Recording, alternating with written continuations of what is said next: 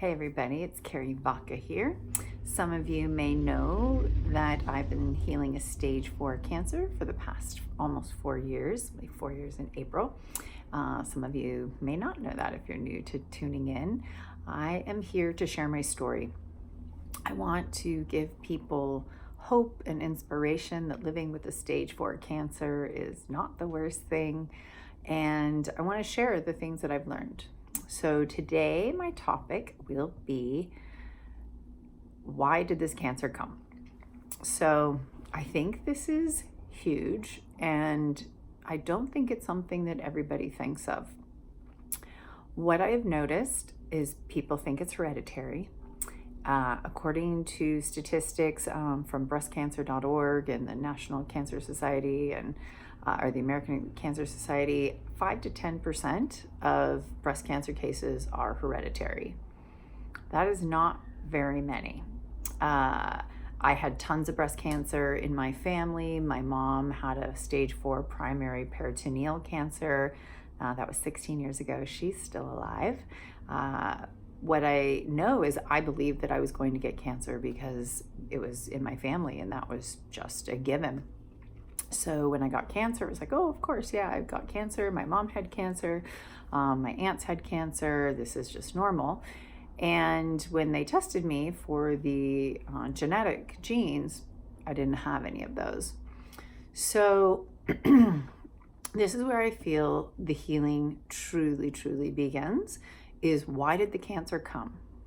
There's a reason it came to you, in my opinion. What I found with myself was I had breast cancer.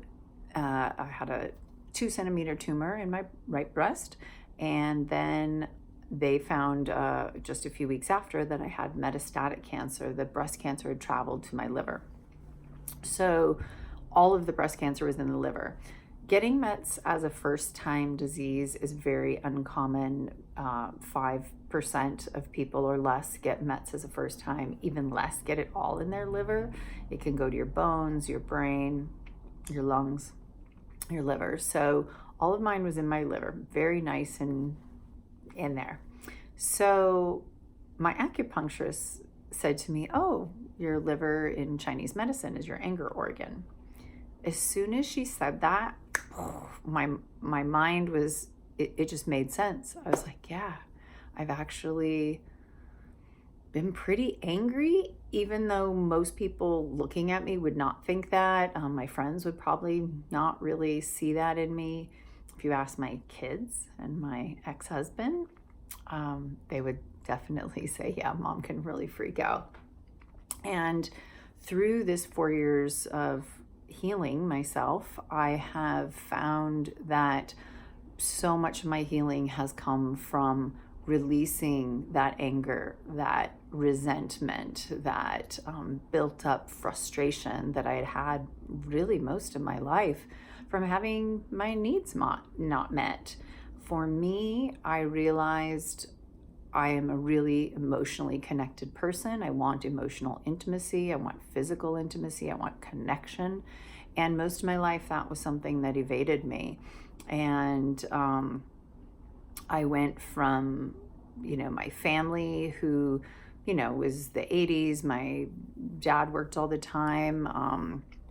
Wasn't really around that much, and it was just a different time for kids back then. Our parents didn't know what they know now, and I was lacking that emotional connection I was looking for. When I started dating very young, I went into the same kind of relationships where my emotional needs were not getting met. And then, I got into a marriage for 25 years with a partner that, he's a great guy, but wasn't a good match for me. And that anger and resentment just was building up without me knowing it. It's a little embarrassing, but I'll share here. When I was, 18, 19, 20, sneaking into bars with fake IDs back in the day, I would get in bar fights like all the time. And it was always because, I was helping somebody else or standing up for the right thing. But when in fact it was just, I was a cannon, just waiting to explode. And You know, my partner was a very gentle, kind, loving human being, and I would scream and yell and just really, I felt, looking back, like a caged animal. So to have all this cancer in my liver, just, it made 100% sense to me. So, not only was I focusing on my diet and supplements and my cannabis and stopping drinking alcohol, all those things, some of the main things I focused on were getting myself to a place where I could let go of those things, that I could heal those old traumas. I believe that this is one of the biggest reasons for my healing, was letting go of that anger. And it's taken a long time to do that. And I have to say, I almost never get angry anymore. I see things in a very different way, and I live from a very joyous place, which I just read something about. Joy comes from within us, and happiness comes from outside of us. And so I choose joy, and I choose to create that myself. So I tell people who've been diagnosed, I just spoke to a woman who reached out to me from watching the YouTube videos, and I asked her why she thought she got her cancer, why it came to her. And she said, oh, probably my diet, and probably hereditary, but maybe not. And so, I didn't want to get too intense with her because she had just got this diagnosis at the beginning of the month. And then she called me the next day, and we were talking a little more, and I was sharing a little bit more about why I believed I had cancer. And then she's like, wow, that kind of sounds like me, and I've never put myself first, and da da da da. And it was really interesting, because I think so many times we don't actually want to get to the root. And yes, environmental factors play a huge part of it. I do believe, for me, I lived in a pretty toxic household, even though I didn't think so, with all the fragrance and all the different products. I grew up working with a lot of different chemicals on my dad's boat with him. Who knows what I was exposed to as a kid, in the schools that we went to and the houses we lived in, the lawns that I played on. We used to spray a ton of Roundup in our backyard, and I used to work with that chemical all the time. So I do believe there's other factors that probably exacerbated it. And yet I do believe healing the emotional traumas in me has been a huge part of my healing. And I ask anybody, whether or not you have cancer, whether you have cancer or not, think about these kind of things. Are you suppressing these emotions? This is one of the 9 key factors in the book Radical Remission that I talk about all the time. Releasing suppressed emotions is one of the tools that people have used to heal cancer naturally after they were sent home to die with no more options with Western medicine. And I find that just so important. You've got to release these suppressed emotions, whether it's, we all have childhood trauma. Our families did the best they could with the tools they had, and a lot of times it hurt us. And, I think finding forgiveness, finding a way to heal those spaces, you can get to the root of why you got this cancer, and I believe you will speed up your healing immensely. So think about that. Why did this cancer come? What are the messages it wants you to hear?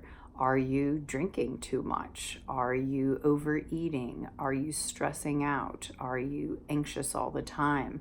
Are you treating yourself well? Are you taking care of yourself and putting your needs before other people's?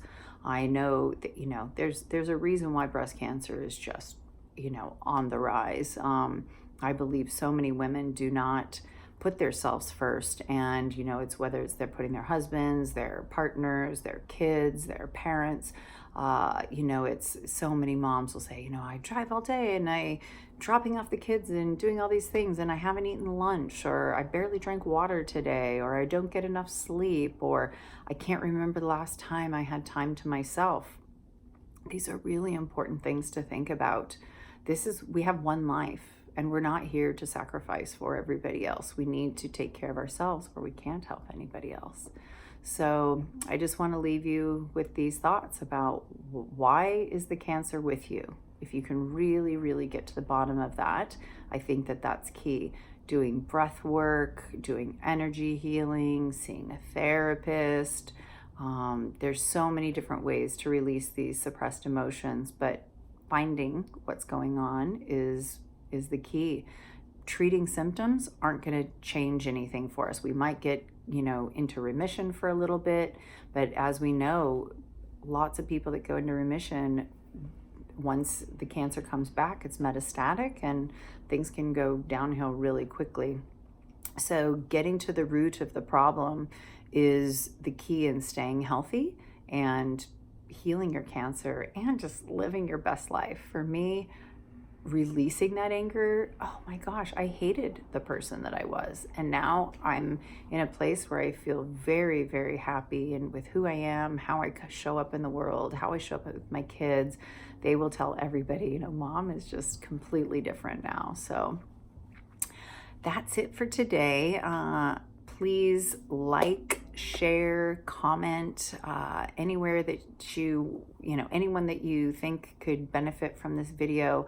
I really want to share my message of hope and inspiration and all of the things that I have found through my cancer healing journey. Subscribe, and if you have any questions or video ideas that you want me to make, please leave them in the comments. And until next time, I wish you well, and be sure to take care of yourself and do some deep diving with yourself, and I promise it will all be worth it. It could be a little scary, but it's worth it. All right, until next time.